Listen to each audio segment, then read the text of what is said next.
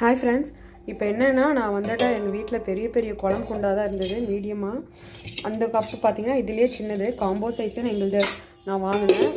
இந்த மாதிரி 3 செட் அடைக்கிறது வாங்கினேன். அது போக இது ஒரு குண்டா எக்ஸ்ட்ராவாக வாங்கினேன். பட்டு குழம்பு நிறையா இருந்தாலும் சரி கம்மியாக இருந்தாலும் சரி இதில் தான் வச்சுக்கணும். கம்மியாக இருக்குது அப்படின்னா ஃப்ரிட்ஜ் வந்து சிங்கிள் டோர் தான். அதனால் என்னால் ஃபுல்ஃபில்லாக வந்து ஃப்ரிட்ஜுக்குள்ளே வந்து என்னால் அவ்வளோ வந்து ஸ்டோர் பண்ண அதே குண்டாவை அப்படியே வைக்க முடியல, இடம் பற்ற மாட்டேங்குது மற்றதெல்லாம் வைக்கிறதுக்கு. அதனால் கம்மி அமௌண்ட்டாக குழம்பு காயெல்லாம் ஆகும்போது மாற்றிக்கிறதுக்காக கப்பு வாங்கினேன். பிளாஸ்டிக்கில் வச்சா அதை திரும்ப ஒரு வடச்சட்டியில் ஊற்றி அதை சூடு பண்ணிட்டு எல்லாம் எக்ஸ்ட்ராவாக கழுவணும். பிளாஸ்டிக் பொருள் அது இல்லை சேர்த்து கழுவுற மாதிரி வரும். அதனால் நான் யோசிச்சு இண்டக்ஷனில் வச்சு ஃப்ரிட்ஜிலேருந்து அப்படியே எடுத்து இண்டக்ஷன் கப்லேயே வச்சு இந்த மாதிரி சில்வர் கப் 4 கப்பு வாங்கினேன்.